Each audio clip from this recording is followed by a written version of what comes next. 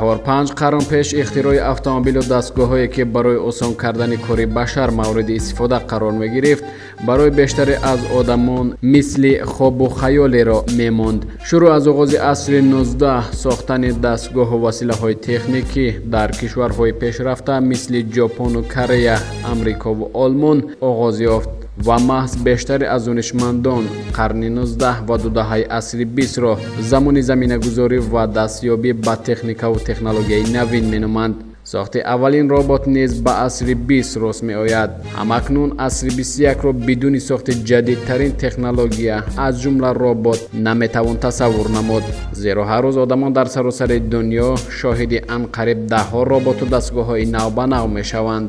агарчи аксари сохтани роботҳо ба кишварҳои аврупоӣ рост ояд ҳам, вале хушбахтона сокинони бархе аз кишварҳои осиёӣ аз ҷумла тоҷикистони мо низ даст ба кашфи робот задаанд. аввалин робот, аввалин ихтироъкоре ки ба тариқи расмӣ аз ҷониби масъулони технологияи кишвар ба расмият пазируфта шуд, дастранҷи як ҷавони хатлонист. сокини ноҳияи ҷалолиддини Румӣ Сунатулло Қосимов ки дар литсеи инноватсионии шаҳри Душанбе таҳсил менамояд, аввалин роботи Тоҷикистонро бо номи Авротоҷ сабти номи худ кард. падараш Султонмурод Қосимов мегӯяд ки Сунатулло аз овони хурдӣ ҳатто аз синфи якумияш ба сохтани робот талош мекард. он замон бо илҳом аз филмҳои тасвирӣ ҳар гуна бозичаҳои ҳаракаткунанда месохт. аз нигоҳи аввалаш волидайн ӯро дарк намудаанд ки вай дар ҳақиқат майлу рағбат ба илмҳои дақиқ ва аз ҷумла физика дорад.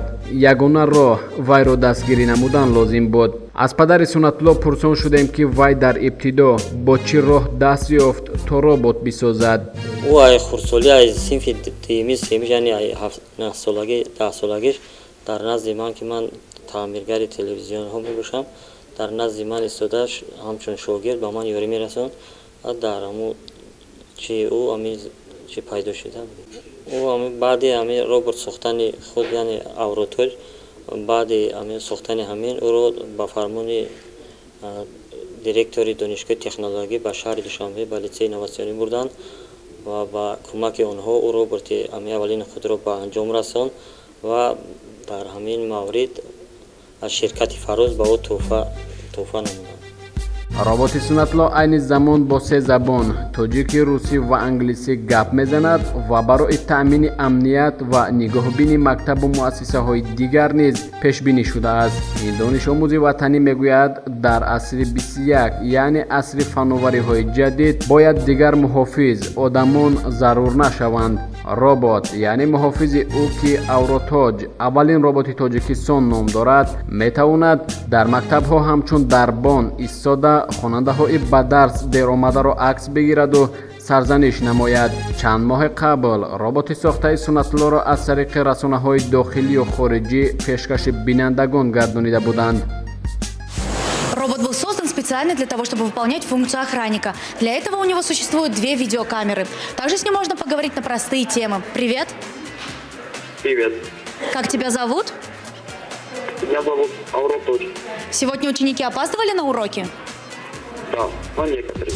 дар ин баробар ин ихтироъкори хатлонӣ соҳиби чандин медалу ифтихорума низ гардидааст. Сунатулло ин ҳама муваффақияти худро аз кӯмакҳои зиёди падари меҳрубони худ медонад. дар ин боб қисме аз суҳбате ки бо Сунатулло Қосимов ихтироъкори хатлонӣ доштем, онро ба таври зинда манзуратон мегардонем. ва Сунатулло мехостем сари он масъалае ки шумо айкай боз анамин завқи сохтани робот дар дили шумо пайдо шуд? асосан аз он даме ки ман филмҳои тасвирӣ тамошо мекардам, аз он дам бар ман ин ҳисси сохтани робот, ин ҳавасҳо ва орзуҳо бар ман нақш баст ва ман оҳиста дар бовосита ба бузург шуданам ман тавонистам кӯшиш кардам ки ин роботро бисозам ва дар охир ба мақсад расидам ва роботро сохтам.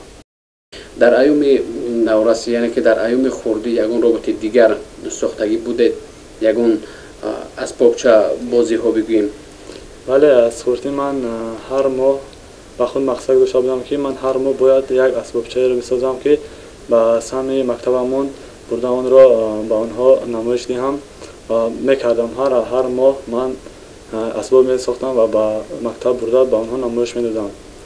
اولین اسبابی که من ساخته بودم این آگاه کننده بود که برای مادران لازم بود و این را پیشنهاد نمودم و تا جمهوری با این اسباب خود رفتم جایهای نمایان را گرفتم. تشکر. در ابتدا شما را کی دستگیری میکرد در ساختن ربات؟ اساساً پدرم بود که من را در این جاده بسیار هوسمند میکرد و بعد استادانم با من بسیار در این ساحه در ساختن این ربات ها من را دلتیزی میکردن و با من کمک های پولی مالی میکردن و تا حال بر من کمک کرده بودن و با دستگیری آنها من قدم های خود را گذاشته بودم. تشکر زیاد. و میخواستیم در خصوص ساختن و مورد استفاده قرار دادن اوروتاج کمی حرف میزدید. این رو در چه حالت در چه وضعیت مورد استفاده قرار دادید و با الهام از چی این را ساختید؟ من سال 2013 مقصد داشتم که رباتی که من سالهای دراز آن را در اون نقشه میکشیدم و آرزو داشتم که آن را بسازم.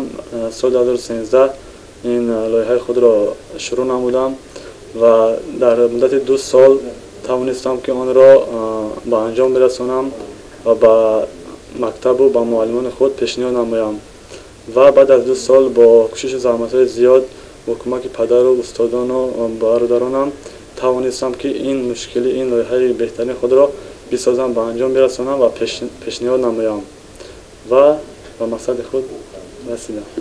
تشکر زیاد. و میخواستیم در خصوص حافظه اوروتاج کمی حرف میزدید. چقدر کلمه میگوید و با چند زبان گفتگو میکند؟ اوروتاج قدرت سخنگویی دارد. مثلا میتواند با زبان روسی، تاجیکی، انگلیسی صحبت نماید. در آن طرز سخنگویی آن اینچنین باشد که ما با او سوال میدهیم و موافق سوال داده ما با ما جواب میدهد. مثلا هنگامی با وی سوال دادم باید که نام آن را گیریم. مثلا اوروتاج سلام، اون با ما پاسخ میگرداند و این از زیاده از 30 کلمه میتواند با ما سخن گوید و هر سخنی که هر کلمه که ما در آن ثبت نماییم میتواند با ما جواب دهد. پس از ساختن اوروتاج باز یگان ربات دیگر اختراع کردگی هستید و یا عموما یگان دستگاه دیگر رو مورد استفاده قرار دادگی هستید؟ بله بودن. من مراتب که بلغای الکترونیک ساخته بودم. باز چشمه صنعی که برای آرایش خانه ها برای خانه برای ساخته بودم و باز فواره باغچه ساخته بودم دارای فواره بود و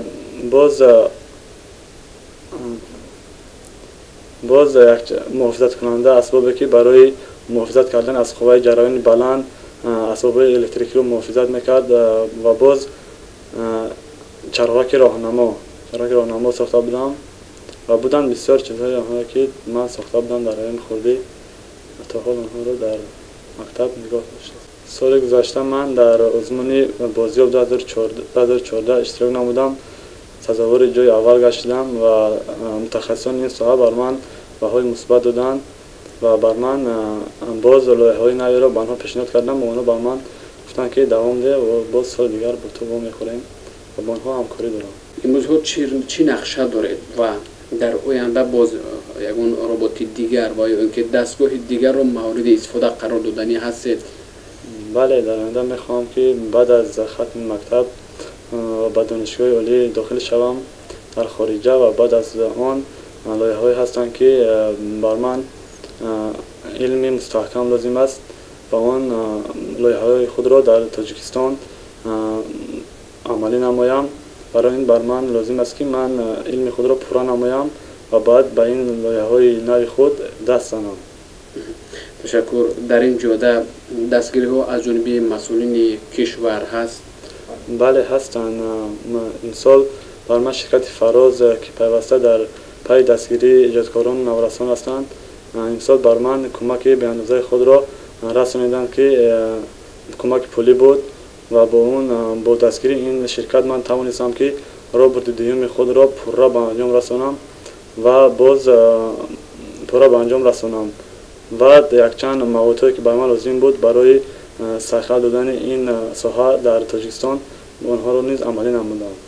تشکر زیاد. و اگر مخفی نباشد برای ساختن یک ربات چقدر مبلغ صرف می شود؟ برای ساختن یک ربات به ما لازم است یک چند دستگاه هایی که برای محافظت کردن بدن خود، برای محافظت کردن اطرافیان خود، برای روش کار را خوب انجام دادن دستگاه قیمت‌های لازم است و بر ما که در این شرایط نیست ما با اسباب های خرد ضرردار استفاده می‌بریم. زیاده از 3,000 سامان و ما لازم است که ما یک ربات را پورا با طلبات جهانی جوابگو سازیم و انجام رسانیم. این با ما 3,000 سامان تاجیکی لازم است. رابط دوم سنت الله مخصوص برای محصلین صنف‌های ابتدایی پیش بینی شده است. در خاطر این رابط معلم برنامه‌های تعلیمی ثبت می‌نماید و خواننده‌ها می‌توانند در برابر درس مکتب با معلم بجان سوال و جواب کرده و دانش خود را صقل دهند. سنت الله که امروز با نظرداشت جوان بودنش با چنین کشفیات دست یافته است، امید است که در آینده با اختراعات از این هم بالاتر دست می‌یابد و نام ملت تاجیک را تا حد به جهانیان معرفی می‌کند.